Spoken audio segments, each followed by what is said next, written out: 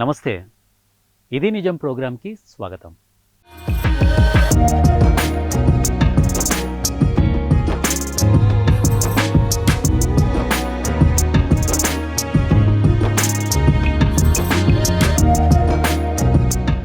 Garden చూసారా మీరు? ఇదేం ప్రశ్న? రూఫ్ గార్డెన్ చూసారా? భలేవారే! ప్రతి అపార్ట్మెంట్లో చూడొచ్చు. ఓకే.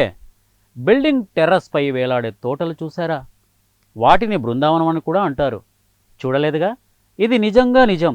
కోటలపై తోటలు పెంచే సంస్కృతి బాబిలోనియా ప్రాంతంలో ఉండేవి. వాటి గురించి తెలుసుకుందామా? చూసేద్దామా ఇది నిజం కార్యక్రమంలో?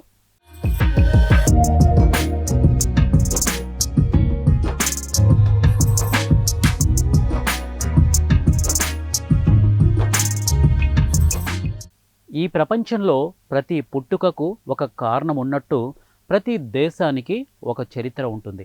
అది ఘనమైనది కావచ్చు, అభివృద్ధి కావచ్చు, స్వేచ్ఛ పోరాట పటిమ కావచ్చు, ప్రకృతి సౌందర్యం కావచ్చు, అద్భుత నిర్మాణాలు కావచ్చు. ఇలా పలు యాంగిల్స్లో దేశ ప్రాధాన్యత స్ట్రెంథనింగ్ అనేది ఆధారపడి ఉంటుంది. ఇప్పుడు మనం ప్రస్తుత పరిస్థితులు, భవిష్యత్తు ప్రణాళికలు కాకుండా ఒకసారి గత వైభవాన్ని గుర్తుకు తెచ్చుకుంటే ఈరోజు మనం ఫాలో అవుతున్న రూఫ్ గార్డెనింగ్కు పునాది బాబిలోనియా గార్డెనింగ్. ప్రస్తుతం ఇవి కనిపించవు, కానీ ప్రాచీన సంస్కృతిలో ప్రపంచ వింతల్లో ఒకటిగా ఉండేవి. వాటి వివరాలేంటో చూద్దాం.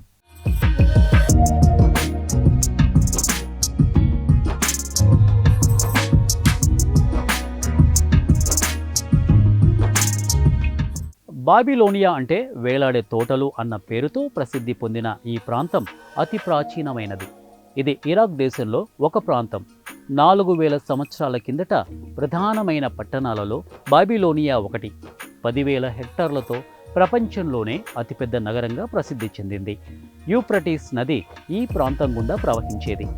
ఆనాటి అంటే క్రీస్తు పూర్వం 626లో చాల్ డియాన్ వంశానికి చెందిన మహారాజు రక్షణ కోసం ఆ నగరం చుట్టూ 335 అడుగుల ఎత్తులో ఎత్తైన గోడలు బురుజు ఆకారంలో ఒకదాని పక్కన ఒకటి ఏమాత్రం గ్యాప్ లేకుండా నిర్మించారు. ఆనాడు ఇదొక అద్భుతమైన ప్రయోగం అనేవారు. ఇక నబో పోలోనర్స్ రాజు మరణానంతరం తనయుడు నెబుచెంద్ నజర్ రాజుగా బాధ్యతలు తీసుకున్న తర్వాత ఇదే నిర్మాణాలను కొనసాగించారు. అయితే నగరమంతా గోడలు బురుజులు మాత్రమే కనిపించేవి.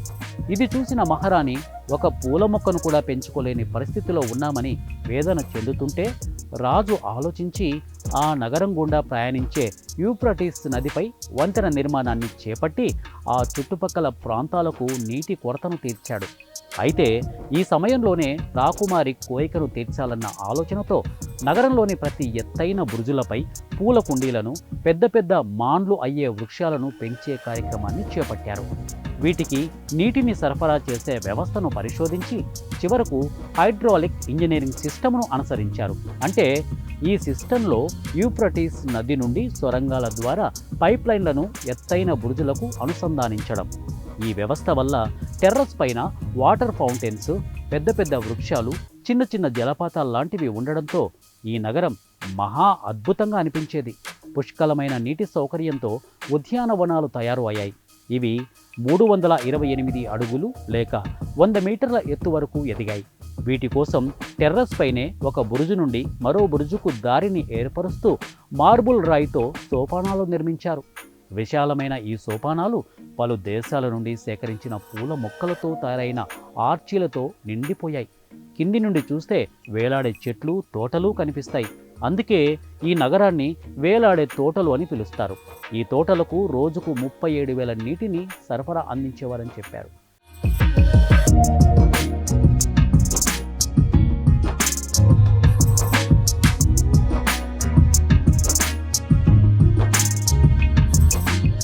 ప్రాచీన సంస్కృతిలో బాబిలోనియాలో వేల రకాల చెట్లు, పూల మొక్కలు, పీల్చే గాలిని శుభ్రపరిచే విభిన్న మొక్కలు, ఇలాంటి వాటితో వేలాడే ఉద్యానవనాలు ప్రపంచంలో 7 వింతల్లో ఒకటిగా నిలిచిపోయింది.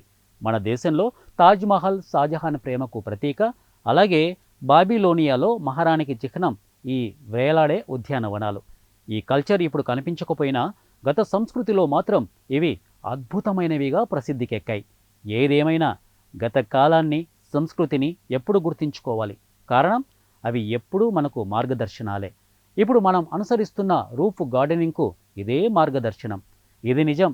అవునంటారా? కాదంటారా? ఇది ఇవాల్టి 1 టీవీ ఇది నిజం.